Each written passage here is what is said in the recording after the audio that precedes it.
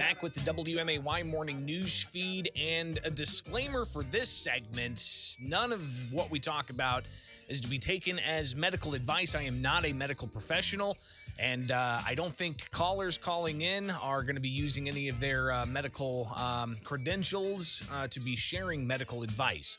With that said, I do want to hear from you about your bout with COVID-19. It is the WMAY morning news feed where you can call in live and local, 217-629-7970. Again, 217-629-7970. And I'm not going to ask your name. I'm not going to ask where you live, but I do want to hear your story because we have in Sangamon County pretty incredible number of positive cases that have been reported. And I'll pull up the actual numbers here from the Sangamon County Department of Public Health, where we've got 27,338 total positives since they started tracking COVID-19 in Sangamon County. That's just Sangamon County alone. New positives includes 290 plus that are added to that. As of right now, we've got 28 people hospitalized in the county with COVID-19. And the most recent statistics shows that 297 people have lost their lives related to COVID-19 in Sangamon County since we began tracking that in early 2020. But I want to hear from you. And what did your family go through? We've heard from a variety of even elected officials, from aldermen who came down with COVID-19 early on during the pandemic, state representatives who came down with COVID-19 during the pandemic. They're still with us. But sadly, we have lost close to 300 people in Sangamon County related to COVID-19. So I want to hear from you.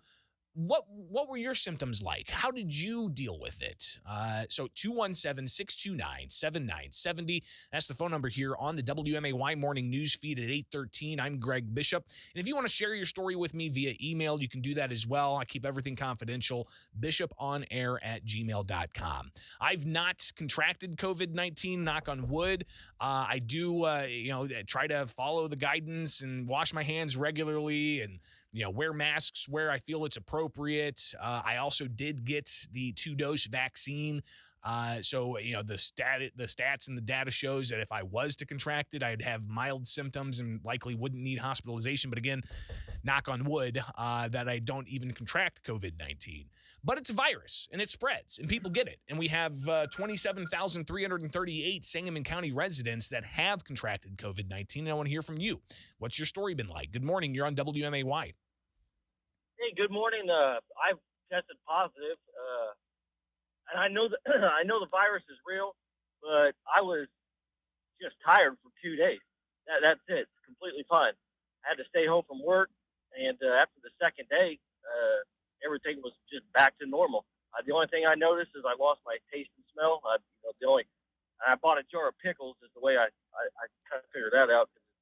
So you could taste the pickles? Yeah, that's it though. I've also read elsewhere that one person who shared their experience said that they had a huge craving for onions, like fresh onions, when they were battling COVID. Yeah, I don't know. I feel sorry for people that have passed from the thing, but when I tested positive, I was not given any medicine for the world's deadliest virus. Is all I'm saying. And yeah, that's interesting. Yeah, so you didn't really get much. You didn't get a protocol prescribed by your physician or by the hospital or anything. I did not get nothing. The only thing I did is I went to the dollar store and I picked up emergency package. Your phone's breaking up a bit. I think I heard you say you bought some emergency packets, and we definitely utilize those at home as well, along with just taking vitamins regularly and eating fresh foods like whole foods, broccoli in its whole, other vegetables, zucchini and asparagus, and a lot of salads, and fresh meats like salmon and red meat and whole foods. We try to stay away from some of those processed foods and some of the junk foods out there. But I've heard other people talking about the importance of nutrition. But what about your story? I want to hear from you. 217-629-7970. What was your COVID experience like? Good morning. almost the same thing, except I caught mine in the hospital. I was in the hospital for an ankle surgery, and I come home and I found out I had COVID, and I had headaches and kind of run down. Um, but pretty much the same thing. About 2 to 3 weeks, it was gone. So it was really just the fatigue that you Yes, you noted the most about it. yeah, fatigue and headaches. And how did you deal with that? Did you just get enough rest and stay hydrated and keep your nutrition up? Yep, that's exactly what they said. They said drink, drink, drink. Told us in no way were we to get dehydrated. They said that would make things a lot worse. Yeah. So Well, I think you that's know, just the general rule of thumb. I know that anytime I have a little bit of a headache coming on, I will down some water, and in a few moments, it kind of clears up. If I'm run down a little bit, I down some water, and it kind of helps boost my energy a bit. Now, I drink a ton of coffee as well, so that helps surely. But yeah, uh, yeah. well, I appreciate your call and letting us know how you dealt with that. So 217-629-7970 is the phone number. Let's hear from you about your COVID-19 experience. And when we talked to, and it's been a long time since, like, for instance, State Representative Tim Butler. He was one of the first few elected officials that came down with the virus last year. And he quarantined in his basement, and he sounded as if, when I talked to him virtually at that time, a little bit congestion in the nose, and he said he felt some being run down and some mild type of symptoms, but that's not the case for everybody. Some people do end up hospitalized, and they end up on ventilators, and sadly, we've lost nearly 300 people with COVID-19 related deaths.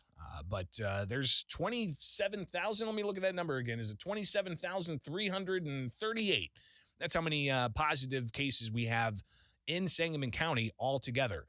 But what's it been like for you? 217-629-7970 is the phone number again, 217-629-7970. This, as we've got the Omicron variant that's raising some concerns, and President Joe Biden says we don't need lockdowns if everybody wears a mask and gets vaccinated.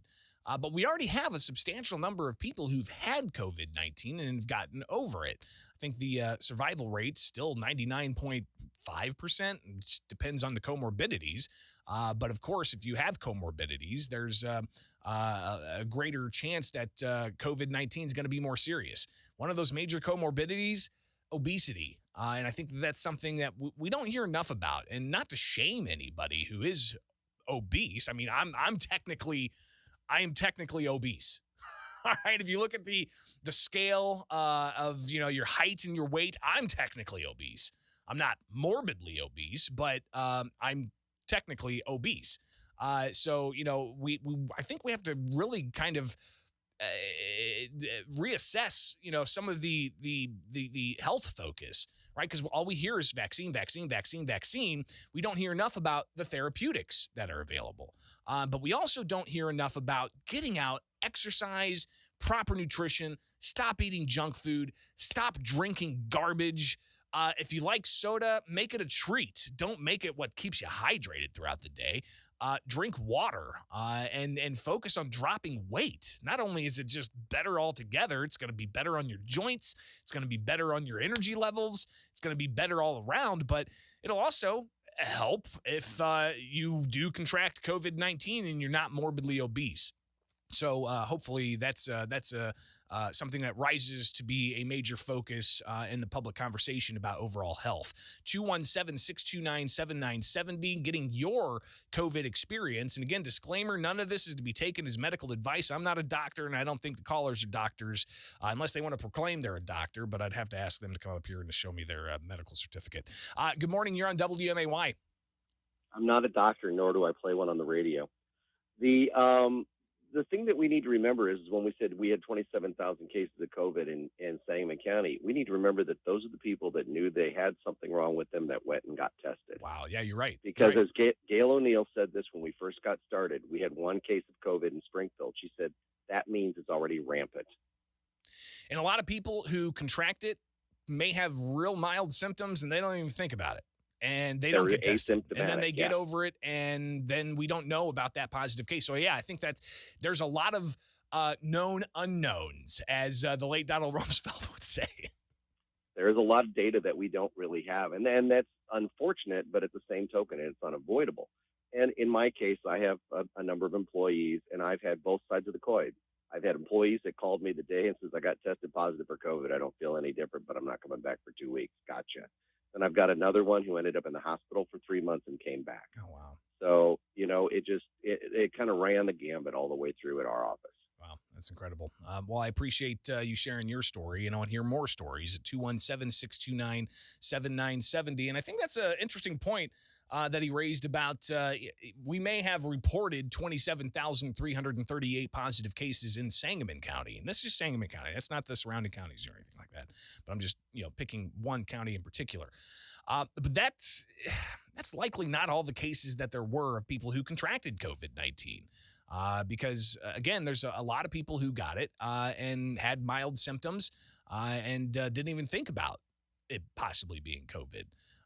Then again, you've got a lot of people who may have come down with a seasonal cold thinking it was COVID, or being told by their employer that you can't come back until you show a negative COVID-19 test. And then the person with a common cold goes into a doctor's office where, there's a lot of people getting tested for COVID-19, and then they get the test, and then they're said, hey, you're negative.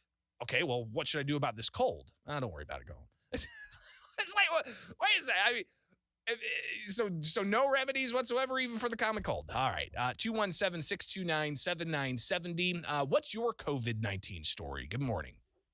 Hey, Greg. Well, my wife and I both had it. I think I got it first. We were both in the hospital. I was in for 12 nights. I think she was in for 9. Wow. And, it got better. Neither one of us had to use a respirator or anything, but it just was this kind of indescribable tiredness. The taste, no taste and all that was very accurate. And it just takes a while to get better. I think they may have somewhat underestimated this long runner type symptoms that persist, as far as tiredness and all of that. I think that may be more prevalent than we initially thought. But, so how long since you've been out of the hospital, and are you still experiencing some of those long COVID symptoms?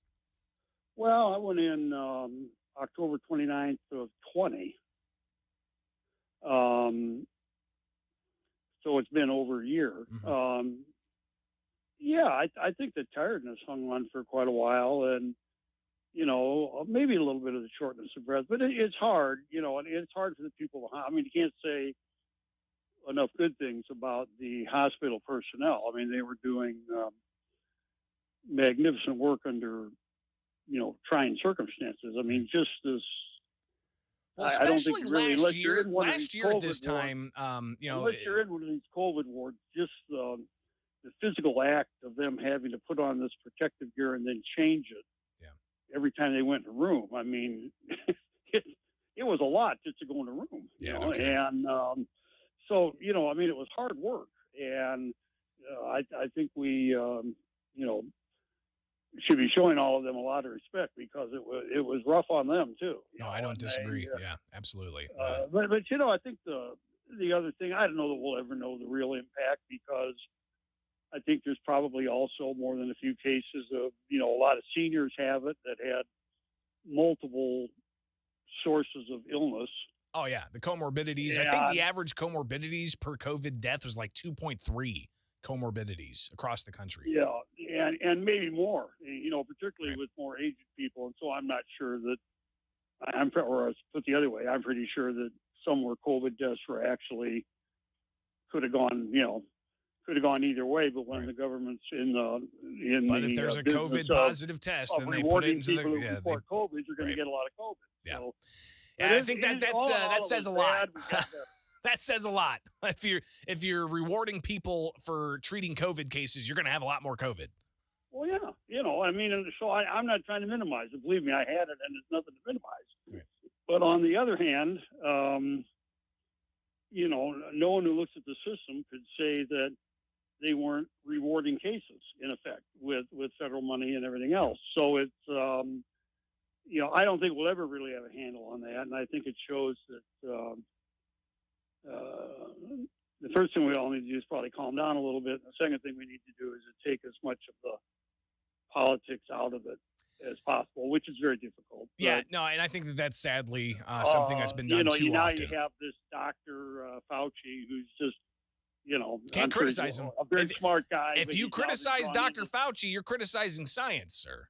Well, you can see what's happened. Now he's been drawn into the political end, and now he's blaming senators for January 6th, and I think he just ruins his credibility when he starts playing, the bureaucrat government blame game, and I think it doesn't serve any of us well. And so I think we need everybody needs to step back, and maybe old Anthony needs to go on vacation for a couple of weeks and get a different outlook here for a little while. But well, I appreciate your call. I appreciate you sharing your story here on WMAY, and I think it's good to hear from people who've experienced COVID-19 and to hear how they handled the situation. So glad you're with us. All right, 8:27 now here on the WMAY